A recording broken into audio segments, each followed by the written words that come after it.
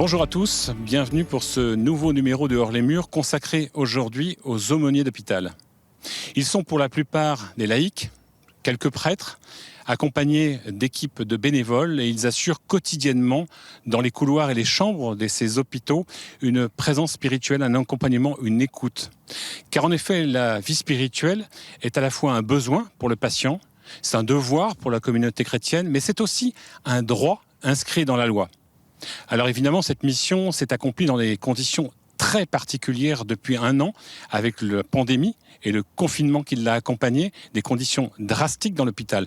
Les choses sont revenues un petit peu à la normale aujourd'hui, on s'est adapté aussi au niveau de l'aumônerie pour continuer ce fil, le poursuivre avec les malades, leur permettre d'avoir cette vie spirituelle au sein du milieu hospitalier. Aumônier d'hôpital, le soin de l'âme, c'est le thème de ce nouveau numéro de Hors les Murs.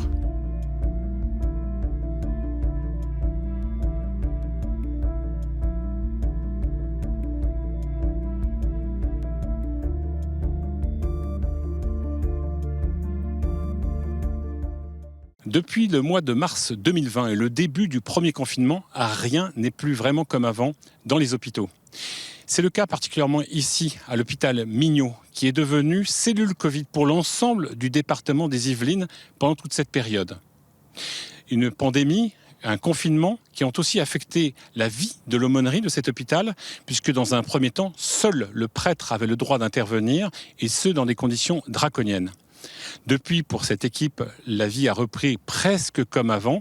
Je vous propose d'aller à leur rencontre. Le père Gaël est jésuite et prêtre aumônier de l'hôpital André Mignot depuis 3 ans. Pendant le premier confinement, il a fait partie des 15 prêtres du diocèse de Versailles à être autorisés à faire des visites aux patients. Aujourd'hui, il commence sa visite journalière en prenant des nouvelles et en donnant la communion à Christina. Ça fait plaisir de vous voir en forme. Un peu mieux qu'hier. Un peu mieux qu'hier. Hein.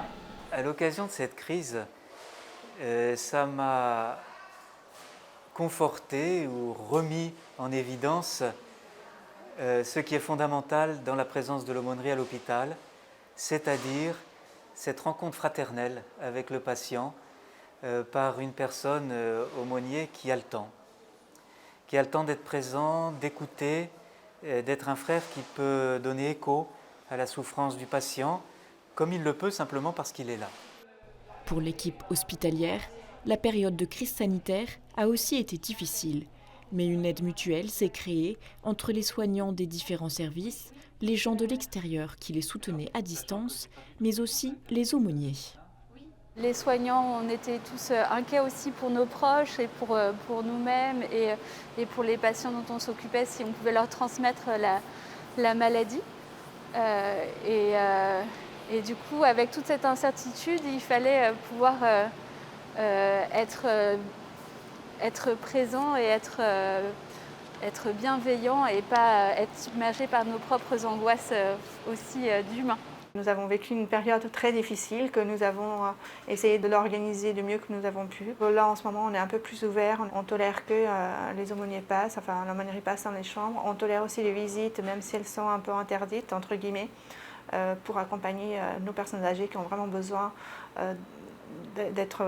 d'avoir de la visite et ne pas avoir ce sentiment d'être isolé de tout le monde. Et l'aumônerie, c'est vraiment, je pense, pour les personnes âgées qui sont assez pratiquantes, vraiment un soutien très important et qui les aide à affronter cette maladie. À la fin du premier confinement, les 2 autres aumôniers, Agnès et Nathalie, ont pu reprendre les visites. Mais il aura fallu attendre jusqu'à fin novembre pour que la dizaine de bénévoles puissent avoir accès à l'hôpital, après avoir fait une formation aux gestes barrières imposée par l'hôpital. Pour eux, cela a été une longue période. Ça a été une période compliquée, mais qui a permis beaucoup de créativité. Du coup, il y a des réunions de prière qui se sont faites en lien avec les familles, avec quelques malades, etc., par Zoom. J'étais assez en colère, démunie. Bon, c'est que nous, on savait qu'on avait la prière et quand il y a un chemin impossible, on sait que le Seigneur crée une possibilité. Donc voilà, je pense que le Seigneur a fait avec ce qu'il avait. Mais en tout cas, on n'a pas pu l'aider physiquement. Nous nous réunissons aumônerie, au cœur de cet hôpital. Tous, nous sommes au service de la bonne nouvelle et dont nous souhaitons qu'elle soit partagée parce qu'elle donne la joie. Ce qui rendait l'expérience très forte, c'est qu'en général, je pouvais être témoin des nouvelles que la famille me donnait. Je pouvais inversement donner à la famille des nouvelles de ce qu'on venait de vivre avec leurs proches. Comme c'est le cas de Sabine, qui a été hospitalisée à cause du virus du Covid et plongée dans le coma artificiel pendant 2 mois. Le père Gaël vient lui rendre visite de temps en temps. De réaliser ce qui vous est arrivé, qui est un peu exceptionnel, c'est-à-dire ce long temps de réa avec une remise en route alors qu'on avait l'impression que ça déclinait. On est heureux que le chemin soit repris et de pouvoir parler comme ça. Mais ça me fait penser bien sûr à tous ceux qui n'ont pas traversé de cette façon-là la maladie, mais qui sont partis. De ces 2 mois de coma, Sabine ne se souvient de rien. Mais les témoignages de ses proches ont été très importants pour elle, notamment celui de son mari. Au bout d'1 mois de coma, les médecins ont dit à mon mari « Votre femme ne répond à aucun protocole. Il faut se préparer à son départ. » Et là, mon mari a dit je voudrais que ma femme reçoive l'onction des malades. Alors, on a dit à mon mari si le prêtre vient donner l'onction des malades à votre femme, vous ne pourrez pas la voir, parce qu'il n'y aura qu'une seule personne qui pourra venir.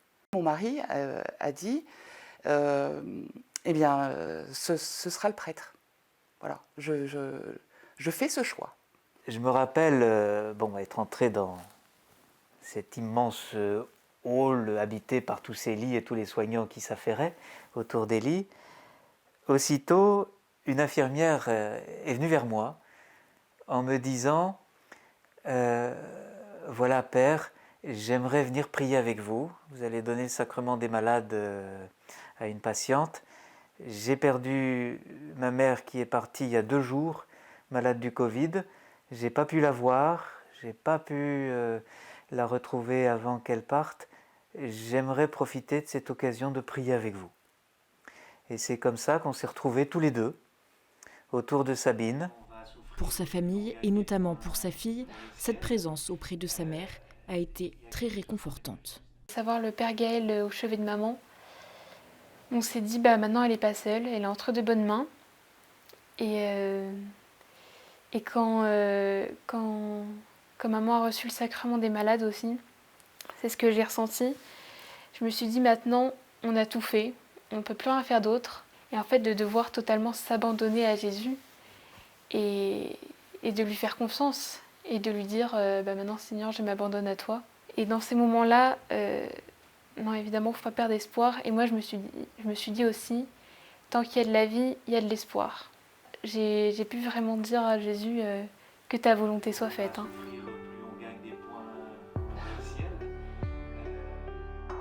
Alors nous venons de découvrir l'hôpital Mignot de l'intérieur. Et là, nous sommes maintenant à l'extérieur avec Agnès Poidatz. Bonjour. Bonjour, Martin. Alors, vous êtes un des 3 aumôniers de cet hôpital Mignot. Vous avez été nommé, parti en mission il y a à peu près 1 an et demi pour venir travailler dans cet hôpital. 1 an et demi, c'est peu de temps avant le début du Covid. J'ai dit avant le sujet sur cet hôpital que c'était une cellule Covid, c'est-à-dire qu'il a accueilli énormément de malades du Covid. Vous avez été vite dans le bain. Du jour au lendemain, on nous a demandé, à nous les aumôniers laïcs, de cesser, d'arrêter d'aller à l'hôpital. Et donc ce sont nos collègues prêtres qui ont pris le relais. Et donc il a fallu être avec, mais sans être vraiment sur le bateau. Ça a été assez étonnant. Et pour les prêtres, ils ont pu quand même agir dans le même périmètre que l'action de l'aumônerie habituellement ? Il y a eu 3 semaines, je dirais, de fermeture, où plus personne ne mettait les pieds, que ce soit les familles, que ce soit l'aumônerie, c'était terminé auprès des patients du Covid. Et puis après, il y a eu petit à petit une remise en route progressive de la présence de l'aumônerie à travers l'aumônier, le seul aumônier, donc le Père Gaël. Et du coup, vous, laïcs, qu'est-ce que vous avez fait pendant ce temps-là? Eh ben, on s'est retrouvés à la maison. On s'est dit, mais entre nous, qu'est-ce qu'on peut faire pour continuer à être présent d'une autre façon, puisqu'on ne peut pas y être pour de vrai. Et on a mis en place une prière Zoom à laquelle étaient conviés bien évidemment tous nos bénévoles, mais aussi les familles des personnes qui avaient appelé un peu à l'aide, qui auraient voulu qu'on aille célébrer le sacrement des malades pour tel ou tel patient, qu'on avait vu ou pas vu, selon ce que les équipes médicales permettaient de faire. Et puis, les personnes qu'on a accompagnées aussi, malheureusement, quand il y a eu des décès. Donc voilà, on a eu une sorte de communauté Zoom qui s'est créée pendant toutes ces semaines du premier confinement. Il y a eu vraiment une espèce de phase d'inventivité pour essayer de trouver d'autres solutions pour que la vie avance quand même. Est-ce que ça vous a amené à vous réinterroger à frais nouveaux, mais avec une peu d'expérience, sur ce qu'est la mission de l'aumônier aujourd'hui en hôpital? Ça m'a conforté dans la nécessité de cette mission, déjà. Ça nous a peut-être réorienté un petit peu plus vers les familles. Peut-être un petit peu plus. On a pris conscience qu'un aumônier n'est pas seulement celui qui visite un patient dans une chambre, mais c'est aussi celui qui accompagne, si elle le souhaite, le mari, l'épouse, les enfants, etc. Et ça, je pense que ça a été une découverte. Est-ce que cette crise a été aussi l'occasion d'évoluer dans la relation avec le personnel soignant? Certainement. On l'a vu, en fait, quand on est revenu. On s'est rendu compte que notre retour était salué. Vous voilà enfin, vous voilà de retour, etc. Et là, je dis le vous, c'est les visiteurs bénévoles et nous, les aumôniers femmes. Quand on est revenu enfin visiter dans les services, eh ben on a été accueillis vraiment très, très chaleureusement. C'est significatif du fait que, au-delà du fait que la présence de l'aumônerie est un droit, la possibilité pour chaque malade de vivre ses convictions. Il y a aussi une place particulière dans cet ensemble, dans ce gigantesque paquebot qu'est l'hôpital, comme celui de Mignot par exemple. Il y a un besoin, une attente. L'aumônerie a toute sa place, même pour le personnel encadrant et le personnel hospitalier. Tout à fait. Ils comptent sur nous quelque part. C'est très clair. Que ce soit pour les patients, que ce soit pour eux-mêmes. Alors, c'est moins clairement dit quand c'est pour eux-mêmes, mais on voit bien, on discute avec eux, et on les voit qui passent certaines fois le matin, le soir, avant de rentrer en service, etc., dans la chapelle. Et puis, régulièrement, quand on va visiter tel ou tel service, on commence toujours par aller les saluer, et on prend des nouvelles, etc. Et on sent bien que c'est une présence particulière de l'aumônerie qui est attendue. Qu'est-ce qui se joue dans la rencontre qui peut être occasionnée par une demande personnelle du malade, une rencontre par passage, par visite dans une chambre, par l'invitation du personnel soignant qui a repéré une petite croix au cou de la personne? Qu'est-ce qui se joue dans la rencontre entre un aumônier, un bénévole et une personne malade? Tout simplement la rencontre entre deux êtres, deux personnes, deux individus, deux êtres humains. Est-ce que cette rencontre aura lieu ou pas? J'allais dire que c'est peut-être même la première étape de la rencontre. Et puis ensuite, si on peut arriver à avancer un peu plus, si on s'apprivoise l'un l'autre, etc., si on a pu trouver à s'écouter, à s'entendre, etc., il y a une rencontre avec le Christ. Alors, la rencontre avec le Christ, pour moi, elle y est de toute façon, même si c'est pas verbalisé, parce que quand je viens rencontrer un patient, j'ai le Christ avec moi. Et donc, même si on n'en arrive pas à parler de Jésus à ce moment-là, ou de sa foi, etc., il y a quand même la présence du Christ, de toute façon. Un peu à l'image des pèlerins d'Emmaüs. Un bon exemple à reprendre pour un aumônier ou un visiteur.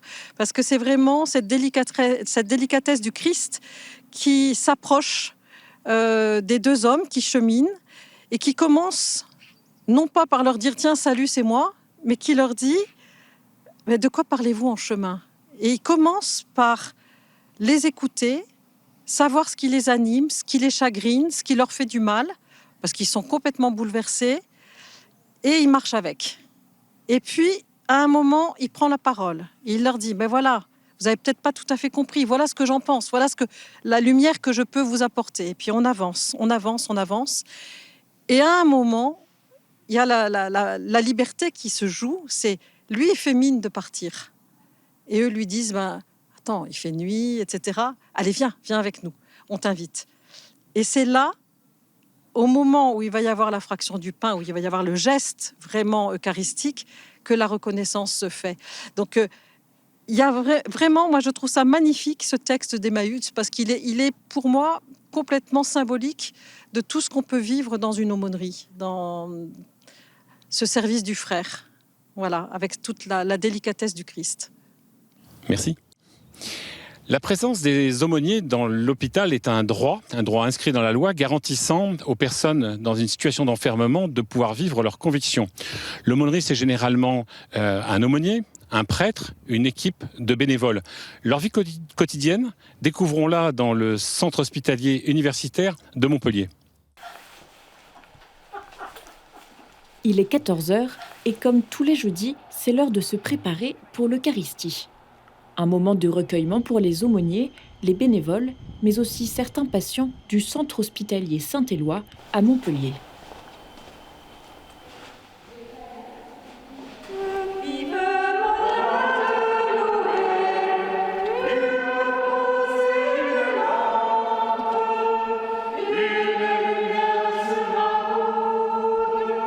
Que Dieu Tout-Puissant nous fasse miséricorde, qu'il nous pardonne nos péchés et nous conduise à la vie éternelle. Après ce temps d'Eucharistie, place à la réunion d'équipe autour d'un goûter pour se donner quelques nouvelles, mais aussi organiser les visites. L'aumônerie est composée de 3 femmes laïques et d'une sœur franciscaine, salariée à mi-temps par l'hôpital, dont une permanence est assurée tous les jours dans l'après-midi. Tous les jeudis, 6 bénévoles viennent épauler ces aumôniers. Mais quel est le rôle exact d'un aumônier au sein d'un hôpital ? L'aumônier se situe dans un plan plus d'écoute humaine et pas dans le dossier médical du patient, par exemple. Mais il travaille en collaboration avec le personnel soignant. Voilà, c'est ça qu'apporte l'aumônerie au cœur de l'hôpital. C'est une écoute pour les soignants aussi. C'est une écoute pour les personnes malades. C'est une véritable écoute et un accompagnement spirituel. C'est l'heure des visites. Parmi les aumôniers, sœur Régine s'apprête à aller à la rencontre des malades. La plupart du temps, ce sont les patients qui contactent les aumôniers, soit par téléphone, soit par le biais des soignants, comme c'est le cas d'Isabelle, qui est hospitalisée depuis plusieurs semaines. L'aumônerie au quotidien, je crois que c'est une présence, une écoute, une disponibilité, déjà pour les équipes, et puis pour les malades, savoir que l'Église vient à eux. Eux ne peuvent plus se rendre dans une église, ils ne peuvent plus, des fois même ils ne peuvent plus prier quand ils sont malades. Donc on est cette présence qui leur rappelle, mais nous on est là avec vous, on prie pour vous, on mettra un cierge à la chapelle, on est votre soutien. Et vous, vous êtes aussi notre soutien, parce qu'eux nous apportent beaucoup. Le fait de voir quelqu'un qui prie pour vous, mais c'est magnifique. Ça vous redonne de l'importance en tant qu'être humain. J'ai eu plein d'addictions et de venir à l'hôpital, c'est quelque chose de triste quand même. On est confronté à la maladie, je suis malade. Et d'avoir la possibilité de rencontrer quelqu'un de l'église, ça me fait un bien fou, quoi. Ça me raccroche à la vie. Là, nous allons apporter la communion à René, qui est dans un service de neurologie. Voilà, on a fait la connaissance de René il y a 3 semaines maintenant. Ça fait 3 semaines qu'elle est hospitalisée à la suite d'un AVC. Les visites des familles sont rares aussi à cause du contexte, donc elle aime bien qu'on aille la voir. Bonjour René. Sophie et Claire. Hein, on a dit qu'on passait vous voir aujourd'hui, hein, pour vous porter la communion. Oui. Voilà, vous vous sentez en forme pour communier? Oui, hein? Ça va? Nous sommes heureux d'être les invités au repas du Seigneur. Voici l'agneau de Dieu, celui qui enlève le péché du monde. René, le corps du Christ. Amen. Nous sommes là aussi au nom de Jésus-Christ, c'est-à-dire qu'on leur propose aussi un moment de paix, un moment de prière s'ils le souhaitent. peut-être essayer de connaître davantage le Christ ou de revenir à lui s'ils se sont un peu éloignés. Et voilà, c'est une aide. Nous sommes là pour écouter et aider d'une autre manière que des soignants ou des psychologues. Et en fait, on entend beaucoup de choses, toujours des questions fondamentales suite à la maladie. Monseigneur Azéma, ancien évêque auxiliaire de Montpellier, fait partie des personnes hospitalisées. Les aumôniers lui rendent visite régulièrement. Je peux m'asseoir ? Oui, asseyez-vous. Dans ce milieu de soins et de souffrance, l'aumônerie représente un espoir qui dépasse ce mur que j'ai toute la journée devant moi si je reste ici. Et donc, avec l'aumônerie, je me sens aussi relié au reste de l'Église. Mais un malade ne peut pas vivre uniquement de soins médicaux. Il a besoin aussi de soins spirituels. Et c'est pour cela que l'Église l'a compris, et non seulement l'Église, mais la République française, mais en acceptant qu'il y ait comme ça des personnes qui viennent au titre de l'hôpital. L'hôpital Saint-Éloi de Montpellier illustre bien comment l'aumônerie est avant tout une équipe, avec des charismes différents, au service de la vie spirituelle des malades.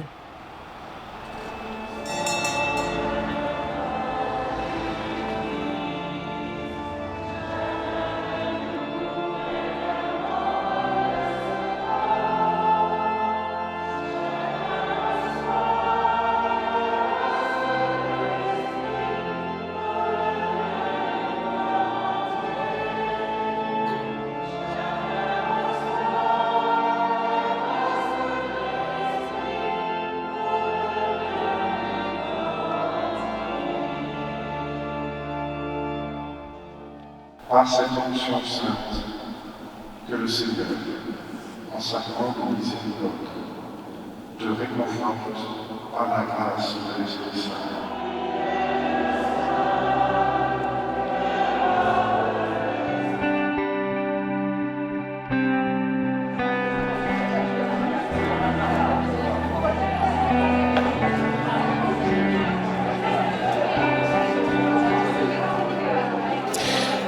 Franck Derville, bonjour. Bonjour.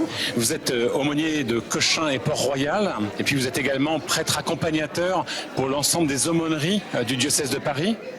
Ce dimanche de la santé que nous célébrons ici à Notre-Dame du Bon Secours, comme dans l'ensemble du Perpétuel Secours. Du Perpétuel Secours que nous célébrons ici et aussi dans l'ensemble de la France, est particulièrement marqué par cette année de pandémie. Est-ce que vous diriez que le Covid a d'une certaine manière révélé le rôle et l'importance des aumôneries d'hôpital ? Ah, tout à fait, oui, parce que nous sommes, nous les aumôniers d'hôpitaux, nous sommes à l'intérieur des établissements. Alors on a été confrontés au phénomène que beaucoup de patients n'avaient plus de visite, mais pour les aumôneries, il y avait toujours la possibilité d'accéder aux patients. Et moi j'étais donc souvent voir des patients, même au nom de leur famille, qui n'avaient pas de visite. Ça a été un grand soutien. Ça a été un soutien aussi, bien sûr, pour les soignants qui ont été très perturbés par toute cette ambiance nouvelle, par cette maladie qu'on ne connaissait pas, qui se transmettait même par certains d'entre eux, parce qu'au début on n'avait pas toutes les protections, on ne savait pas très bien comment elle se propageait. Je pense que notre présence a été réconfortante. Moi j'ai eu beaucoup d'étudiants en médecine par exemple qui découvraient qu'il y avait un service pour l'aumônerie dans les hôpitaux. Et puis rajoutons aussi à cela le coup de projecteur qu'il y a eu sur le système de santé dans l'état où il est en France. Bon, je crois que c'était important pour moi, en tout cas, d'être au cœur de ce système hospitalier, et puis de voir justement l'importance, parce qu'il y a il y avait une attente bien sûr de beaucoup de monde à l'égard du sens finalement. Qu'est-ce que ça voulait dire cette pandémie ? Qu'est-ce qu'on pouvait faire ? Comment accompagner ? Selon la loi de 1905, l'aumônerie est un droit dans l'hôpital. Est-ce que pour vous, ce droit est toujours bien respecté ? Alors c'est un droit du patient. C'est pas le droit de l'aumônier, c'est le droit du patient. C'est effectivement la République qui garantit la liberté de conscience et de culte. C'est important de le rappeler. On l'a rappelé aussi à propos de la fréquentation des églises. Mais effectivement, nous sommes là, nous sommes des services hospitaliers pour le patient. Donc ce droit est assuré en principe dans tous les établissements publics hospitaliers. C'est un peu plus difficile dans les établissements privés, confessionnels ou surtout non confessionnels, parce que là, il y a effectivement tous les EHPAD, toutes les cliniques privées, c'est pas toujours facile. Et là, ce à quoi on a été confronté, c'est que les gens qui viennent là à titre bénévole se sont vus interdire les visites comme les familles. Donc ça pose et ça continue de poser d'ailleurs des problèmes dans beaucoup d'endroits. Alors il y a les aumôniers catholiques, il y a d'autres confessions, d'autres religions. Oui. Vous dites qu'il faut faire attention à préserver le modèle catholique. Qu'est-ce que vous voulez dire par là? Alors, nos religions sont pas identiques. Donc le rapport du patient au culte, selon sa confession, n'est pas le même. Et tous les gens n'ont pas les mêmes attentes. Nous, les catholiques, on a une religion qui est fondée sur l'incarnation, sur donc la visite de Dieu dans le Christ Jésus qui se rapproche des hommes, des souffrants. D'où l'importance de la visite qui va déboucher aussi sur l'action sacramentelle, les sacrements, l'Eucharistie, le sacrement des malades, la réconciliation, tout ce qui va aider le patient dans son chemin de vie chrétienne. Les attentes ne sont pas les mêmes, je pense, là, le judaïsme et l'islam, par exemple, les attentes seront plus portées sur des questions de nourriture, voire de rites funéraires. Père Franck Derville, aujourd'hui, je disais, on célèbre le dimanche de la santé à Notre-Dame du Perpétuel Secours, avec la présence de Monseigneur Marseille. Est-ce que vous diriez que l'Église est toujours aussi bien impliquée dans ce rôle et dans cette fonction de l'aumônerie ? Alors c'est un effort continuel. C'est un effort continuel parce que ça demande du monde. Je dirais qu'il y a surtout aujourd'hui à poursuivre des efforts parce qu'on voit bien qu'il y a une évolution du système de santé. D'abord, historiquement, les chrétiens étaient très très à l'œuvre dans le monde de la santé auprès des malades, dans les hôpitaux. Et puis, il y a eu tout ce phénomène de laïcisation des structures hospitalières qui fait qu'aujourd'hui, on voit l'action de l'Église comme un service extérieur. Moi, je crois qu'on doit beaucoup insister aujourd'hui sur le charisme soignant, qui est un charisme chrétien comme tous les autres, mais on est tous appelés à être des soignants. Je pense aux mamans qui soignent leurs enfants, je pense à toutes les personnes qui sont au service de leurs parents âgés. On va tous, à un moment ou à un autre dans notre vie, être confrontés justement à ces questions de santé. Et donc ça fait partie justement de la vie, et on voit souvent un peu l'aumônerie comme un service spécialisé dans des hôpitaux qu'on ne veut pas trop fréquenter, alors qu'en fait, je crois que tous les chrétiens devraient avoir à cœur de devenir un peu plus des soignants. Merci Père pour ce témoignage. Alors l'aumônerie s'est toujours adaptée aux évolutions de l'hôpital, et quand l'hôpital se rend à domicile, eh bien l'aumônerie se rend aussi à domicile, et quand l'hôpital est aussi dans les EHPAD, eh bien les aumôniers font un détour par les EHPAD. C'est un reportage à Annemasse. Direction Annemasse, chez Roger Vernet, qui en octobre dernier a fêté ses 100 ans. Charles-Édouard lui rend visite depuis plus de 2 ans. C'est un monsieur que l'on a connu à travers le parcours santé, dans le sens qu'il a été hospitalisé au Châle à Annemasse. Et donc l'aumônerie de l'hôpital a fait sa rencontre. Et une fois qu'il a été soigné à l'hôpital, il est rentré à domicile et il avait dit « Je suis quand même très seul et j'aimerais vraiment, disons, avoir de la visite comme j'en ai eu à l'hôpital. » Comment ça va? Comme les vieux. Comme les vieux, mais oui. Mais toujours vaillant quand même. Hein. Ouais. Faut le dire vite. Ah ben oui, il faut le dire vite. Je vous raconte ce que j'ai reçu de mes petits-enfants, de ma fille. De vos petits-enfants? Oh tiens. Alors là, ça c'est extraordinaire. C'est formidable ça. Ah oui. J'ai beaucoup de plaisir à parler avec eux, des gens qui sont compétents, qui me comprennent, et pour moi c'est essentiel. Ça m'apporte un grand apaisement et une grande plénitude qui contre ma solitude. Parce que la solitude, c'est dur, parce que ça fait 1 année que je n'ai pas vu ma fille, corporellement. Et ben, quand je raccroche le soir, j'ai le cafard, parce que des fois, je suis désemparé. Je ne sais pas à quoi me raccrocher. Je trouve que vous marchez mieux. Voilà. Eh ben, à bientôt. Allez. Merci. Hein. Ouais. Merci. Leur bureau se trouve au sein du centre hospitalier à Saint-Julien en Genevois. Charles-Édouard et Isabelle sont 2 aumôniers qui ont la particularité d'accompagner les malades hospitalisés, mais aussi des personnes à domicile, la plupart seules et âgées.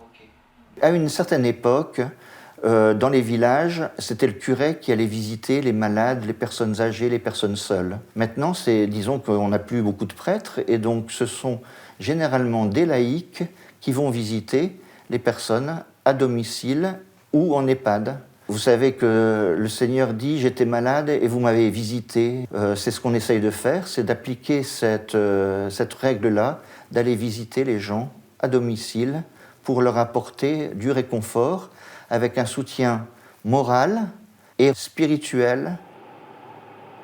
Isabelle, aumônier depuis l'automne 2019, se rend à l'EHPAD Baudelaire, à Saint-Julien en Genevois, pour rendre visite à plusieurs personnes, dont Suzanne, âgée de 94 ans, dont l'EHPAD est devenu le domicile. On a souvent le cafard de repenser à sa maison, tout ce qu'on laisse, de plus pouvoir voir toute sa famille. Ça vous met vraiment bien mal au cœur. Alors, vous remonte le moral de pouvoir parler ce qu'on a nous sur le cœur. Et ça a été quelque chose de formidable. Je pense qu'on apporte du bien et du réconfort. Et on le fait pour notre prochain. Voilà, c'est ce qu'on nous demande aussi, d'être toujours proche de notre prochain, d'être à l'écoute, d'être attentif. On peut venir quelquefois et la personne n'a pas envie de nous rencontrer, mais c'est pas grave parce que on est là pour eux. C'est pas pour nous, mais c'est vraiment pour eux. Vous êtes meilleurs que moi, hein? Vous êtes meilleurs que moi. Maintenant, nous partons pour rencontrer Éric et Fabienne. L'aumônerie du domicile, ils visitent aussi des personnes en situation de handicap. Éric leur rend visite depuis 6 ans. Pour Éric et Fabienne, cette visite leur permet d'approfondir leur foi chrétienne, tout en ayant l'opportunité de recevoir la communion 1 fois par semaine. Bonjour Fabienne. Bonjour, comment vas-tu? Ah, ça me fait plaisir de te voir. Ouais. Moi aussi. Tous les deux.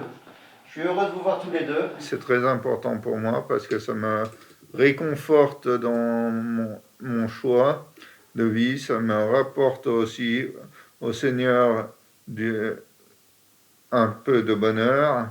Et puis réellement, ça me soutient pour aider Fabienne. Fabienne souffre d'une myopathie qui l'empêche de se déplacer et Éric souffre de temps en temps de crises d'épilepsie. Moi, c'est pour approfondir ma foi comme j'ai fait un cheminement sur le Seigneur et le découvrir encore plus profond. Et ça me fait du bien. À Annemasse, l'aumônerie du domicile est toujours en mouvement, prête chaque jour à parcourir des kilomètres pour permettre à chacun, malade ou isolé, de vivre une rencontre avec le Christ. L'hôpital psychiatrique est aussi un lieu où l'Église assure une mission, un service. Le malade psychique a aussi besoin d'un accompagnement dans sa vie spirituelle.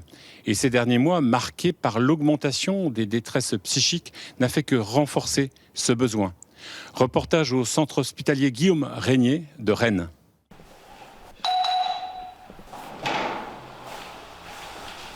Bonjour Christian.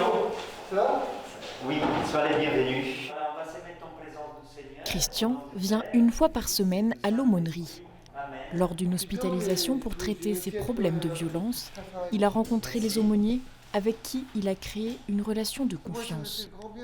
Grâce à la photographie, il découvre le monde de l'art et la prière.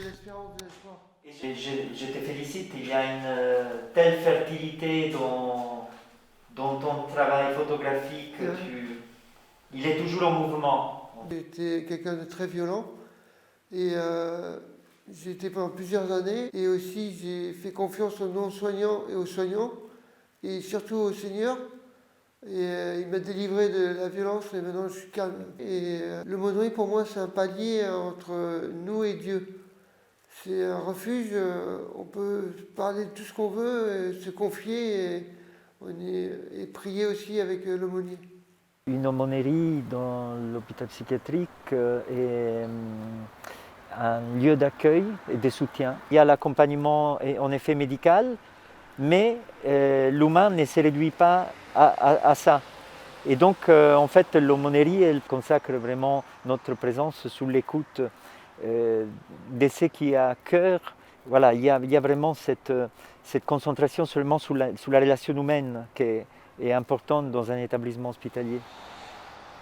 Dans une maison en plein cœur de l'hôpital, l'équipe est composée de 4 aumôniers à mi-temps et un prêtre accompagnateur qui vient animer les moments de prière en équipe. Alors nous sommes ici en hôpital psychiatrique et ce sont des patients qui viennent à l'aumônerie de leur plein gré. Ceux qui peuvent sortir des unités viennent à l'aumônerie, nous les recevons le matin en accueil individuel ou alors quand ils ne peuvent pas sortir de leur unité, nous allons les visiter après que les soignants nous aient donné leur accord. Parce qu'ici c'est un lieu de soins et il ne faut pas qu'il puisse y avoir des troubles ou des délires entretenus par la religion du fait de la maladie. Les aumôniers et les soignants travaillent en concertation. Pour les soignants, le travail de l'aumônerie est indispensable dans la prise en charge des patients en psychiatrie. En tant que soignants, nous pouvons faire appel à l'aumônerie pour pouvoir soulager aussi, proposer un autre espace en dehors de l'hospitalisation, dans les murs de l'hôpital, un espace finalement libre et d'écoute pertinent et très, qui vient nous aider, nous soulager aussi. C'est vrai qu'actuellement, on a une relation assez simple et assez facile. Ils sont facilement joignables aussi. Ça nous arrive souvent de les joindre ou de laisser des messages suite aux demandes des patients ou alors à notre souhait à nous, parce qu'on estime que c'est nécessaire et que ça peut faire du bien aux patients. Et ce qui est très important, je pense aujourd'hui, c'est cette notion d'écoute et d'accueil qu'offre l'aumônerie. Et je suis très admirative de leur manière d'accueillir. Il y a ce respect-là, en fait, je trouve, du patient qui est important. Et je trouve qu'il donne une place au patient qui lui permet justement d'exister en tant que personne. Et c'est très difficile à l'hôpital d'exister en tant que personne parce qu'on existe souvent avant tout en tant que maladie. Or, je suis convaincue en tant qu'infirmière qu'il faut avant tout voir la personne avant de voir les symptômes. Et parce que c'est justement parce qu'on pourra s'appuyer sur ce qui va bien pour soigner ce qui va mal. Pour les aumôniers, le droit du malade à vivre sa foi est fondamental. Ce qui passe avant tout par la prise en compte du patient comme une personne au-delà de la maladie dont elle souffre.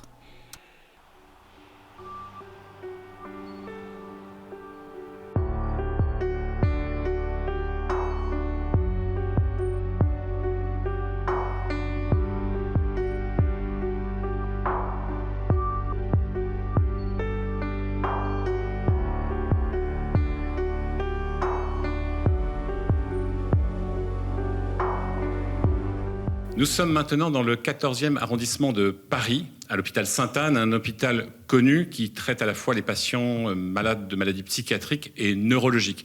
Alors nous sommes même au cœur de cette enceinte, dans le bâtiment de l'aumônerie, dans la chapelle plus précisément, avec le père Laurent Lemoine. Bonjour. Bonjour. Et Muriel Beaujean. Père Laurent Lemoine, vous êtes dominicain, psychanalyste, et vous avez le titre de prêtre aumônier. Muriel Beaujean, vous êtes salariée depuis le 1er juillet. Alors, on vous appelle comment aumônière, aumônier? Alors, les patients m'appellent souvent Madame l'aumônière. Et au niveau de l'institution, je suis responsable laïque. Qu'est-ce qui est spécifique dans un hôpital psychiatrique dans le rôle de l'aumônerie? pour moi, la psychiatrie, c'est le lieu quand même d'une grande fragilité de nos frères et sœurs malades. C'est aussi ce que la société, entre guillemets, contribue à construire, mais ne voit pas, cache au quotidien. Donc, qu'est-ce qu'il y a de spécifique en psychiatrie? C'est peut-être le rapport au monde, au réel, qui est sous un prisme un peu décalé par rapport au quotidien. Je pense que l'accueil des patients aussi est différent, un peu différent. Il y a des éléments différents. C'est-à-dire, lorsqu'on a une demande de la part d'un patient, je serai en hôpital général, je me précipiterai. En demandant quand même si le patient est visible compte tenu de son état de santé physiologique. Mais ici, je me précipite pas forcément. C'est-à-dire, je demande à l'équipe de soins si je peux lui rendre visite. Parce que si j'ai en face de moi une personne qui va décompenser et faire un délire religieux, c'est pas le bon moment pour que l'aumônier, qui va être appelé mon père, vienne avec un chapelet, parce que tout simplement, le malade s'aggrave. Donc, il y a plus de prudence à avoir sans doute ici, dans les visites. Il y a aussi plus de prudence, sans doute, aussi dans la manière d'accueillir. On a une activité qui est suspendue à cause du Covid, mais tous les mercredis après-midi, on a un goûter ici, un échange avec eux. Ça demande aussi pas mal de prudence, parce que, tout simplement, on a affaire à des patients qui sont stabilisés, qui vont bien, mais qu'on ne peut pas accueillir n'importe comment. Du coup, vous travaillez différemment, vous rencontrez différemment, vous intervenez différemment. Est-ce que la clé, c'est pas aussi dans la relation avec les personnes résidentes ici, la question du discernement? C'est-à-dire que ça vous demande encore plus de discernement qu'un aumônier dans un hôpital ordinaire, de discernement pour savoir où vous situez entre ce qui est de l'ordre psychique et puis ce qui est de l'ordre du spirituel. Oui, et surtout qu'on écoute une personne telle qu'elle est et on écoute tout ce qui vient. On ne sélectionne pas. Mais c'est vrai que si la spécificité de la psychiatrie, une des spécificités de ce genre d'aumônerie, si vous voulez, c'est de se dire le patient que je reçois ou à qui je rends visite, ce patient, il a quel type de trouble, comment je vais pouvoir l'écouter, quel service je vais pouvoir lui rendre, est-ce que je peux lui recommander de venir à la messe dimanche, puisque nous avons une messe le dimanche, mais certains patients ne peuvent pas y accéder parce que tout simplement l'équipe de soins trouve que ce n'est pas possible, donc, parce que le service est fermé. Donc il y a des colorations un peu différentes du travail d'aumônerie en psychiatrie par rapport à l'hôpital général. Et puis je crois qu'on écoute aussi en faisant avec qui on est. Moi, je suis une femme, Père Laurent est un homme, je suis laïque, Père Laurent est prêtre. Donc il est bien évident qu'on ne répond pas exactement aux mêmes demandes, notamment pour les sacrements. Moi, je peux porter la communion, mais pour la réconciliation, nécessairement, c'est l'intervention du prêtre. Donc le binôme prêtre-laïque prend tout son sens et l'écoute, elle est envers les patients, mais aussi entre nous, pour pouvoir fonctionner correctement. Est-ce que l'Église est suffisamment concernée, impliquée pour cette présence dans un lieu qu'on voudrait des fois un peu, même dans notre société tout entière, mettre un petit peu de côté? On dit les aumôneries d'hôpitaux sont un petit peu en dessous des radars de ce que les diocèses repèrent par rapport à la pastorale habituelle, la pastorale des paroisses. C'est pas tout à fait vrai, quand même, je peux le dire, à Paris. C'est-à-dire, il y a... par exemple, nous avons créé, Muriel Beaujean et moi-même, à la demande de Monseigneur Marseille, une formation qui s'appelle Chrétiens et psychiatrie, et qui est une formation qui forme les futurs aumôniers, laïcs, diacres, prêtres, en aumônerie psychiatrique. Ce qui témoigne, là, vraiment, du souci de cette nouvelle priorité qu'est l'hôpital psychiatrique. Donc là, on passe au-dessus du radar pastoral et je trouve que c'est quand même une bonne idée, une bonne intuition d'être aperçu par la pastorale. Je propose juste de regarder un court sujet qui montre que l'Église apporte un soin particulier à la formation. Je propose de découvrir ce sujet tourné à Rennes.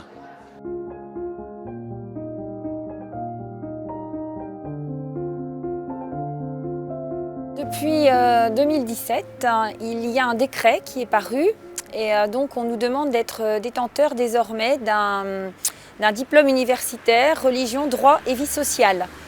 Donc normalement les aumôniers qui sont déjà en place n'ont pas à suivre ce cursus, mais personnellement quand j'ai su que ça existait, je me suis inscrite, je me suis positionnée sur ce DU. Et je vois aujourd'hui l'intérêt d'une telle formation pour les aumôniers dans des grosses structures comme la nôtre. Ce DU donne, je trouve, une légitimité dans l'institution qui donne aussi un positionnement plus juste par rapport aux soignants et par rapport aux patients. Voilà, donc c'est un cursus qui se fait sur 8 mois, qui est sanctionné par un examen écrit, un oral et un mémoire. Voilà. En tout cas, nous ici à l'hôpital, la formation civile est très importante, ainsi que même les formations, je pense à une formation qu'on vient de faire sur la gestion de l'agressivité, parce que nous, aumôniers, on peut aussi être confrontés à ce genre de situation. Voilà, donc je pense que la formation est très importante dans cette mission d'aumônier. Alors j'imagine que l'hôpital Sainte-Anne n'a pas été épargné par cette année et par l'épidémie de Covid. Comment ça s'est vécu ici à deux niveaux? D'une part, dans les conditions sanitaires et qui ont peut-être complexifié votre travail, mais surtout sur le fait qu'on a beaucoup parlé de détresse psychique. Est-ce que ça a eu une influence sur le nombre de personnes et celles que vous avez dû accompagner? Dans l'hôpital, les choses ont été vécues différemment lors du premier et lors du second confinement. Lors du second confinement, par exemple, nous avons pu réaliser toutes nos activités habituelles d'aumônerie, hormis la messe dominicale, c'est-à-dire que nous sommes soumis au même régime qu'une paroisse, etc. Et donc c'est déterminé entre l'État et l'Église catholique. Lors du premier confinement, en mars-avril dernier, les choses étaient beaucoup plus strictes, c'est-à-dire que nous avions la possibilité de rendre visite aux malades avec l'accord du chef de pôle, et uniquement l'accord du chef de pôle. C'était l'époque aussi où, si vous voulez, le Covid, on ne le connaissait pas encore très bien, et donc l'hôpital a pris des mesures très strictes pour protéger les patients, pour nous protéger d'ailleurs nous aussi. Lors du second confinement, on a pu assouplir, et l'assouplissement qu'on a tous connu du second confinement, eh bien finalement l'hôpital l'a vécu aussi, et nous, ça a rendu plus facile, plus aisé le travail d'aumônerie. Et sur la question de la détresse psychique et l'augmentation notamment de cette détresse dans notre pays comme dans le monde entier, comment vous percevez ça? C'est-à-dire qu'il y a vraiment une nécessité d'un accompagnement? Allez-y. Disons que je trouve qu'on voit des patients avec un profil qu'on n'aurait pas forcément vu il y a 1 an et demi ou 2 ans. Des personnes plutôt bien équilibrées dans leur vie et qui, du fait du Covid et de l'éloignement, enfin de l'isolement, je dirais, relationnel, social et du climat anxiogène, ont vraiment décompensé. Donc ça, c'est vrai que moi, ça m'interpelle dans ma pratique, si vous voulez, de voir des personnes qui basculent, en fait. Oui, je trouve que ça a un peu changé le profil des patients qu'on pouvait accompagner. Oui, il y a si vous voulez, les urgences Covid, c'est autant, les urgences actuellement, c'est autant des urgences Covid que des urgences psychiques. Et donc, nous sommes à l'unisson de ce que beaucoup d'hôpitaux de la PHP, par exemple, connaissent, ou les hôpitaux de partout en France. Il y a une recrudescence des urgences psy. C'est même pas une recrudescence, c'est l'apparition de nouveaux troubles, enfin des troubles qu'on connaît, mais chez des personnes qui étaient inconnues jusqu'à présent. Des gens beaucoup plus jeunes, des gens qui ont souffert énormément du confinement et qui ont effectivement décompensé chez eux, qui n'avaient pas de troubles connus et qui tout à coup ont besoin de prescriptions, de psychotropes, de consultations. Donc on fait tout pour l'hôpital fait tout, les hôpitaux font tout pour être à leur disposition, mais c'est vraiment ces urgences psy, une autre épidémie dans l'épidémie. Merci. Merci à vous.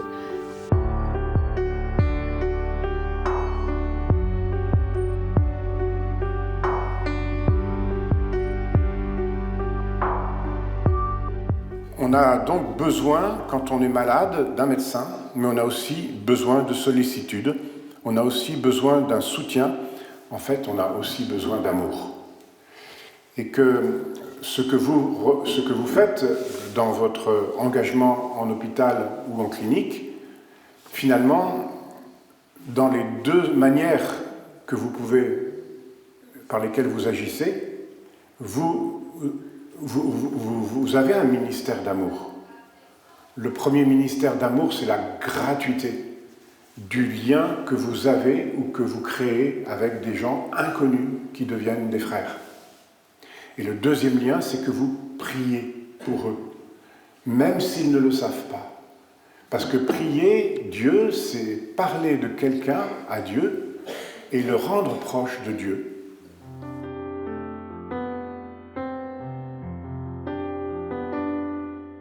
La fraternité, c'est concret, c'est pas un mot creux. Et donc, à nous, responsables d'aumônerie et équipe d'aumônerie, d'essayer d'avoir une présence discrète, une parole attentive, des attentions personnelles. Je suis très sensible au fait que cette pandémie est absolument générale et mondiale, qu'elle touche tout le monde et qu'elle nous oblige à nous dépouiller complètement de tout ce que nous vivons. Et je trouve que c'est une grande épreuve spirituelle qui nous est proposée, imposée d'une certaine manière. Nous ne devons pas oublier que le Christ est à côté de nous et nous donne les grâces suffisantes pour traverser les crises.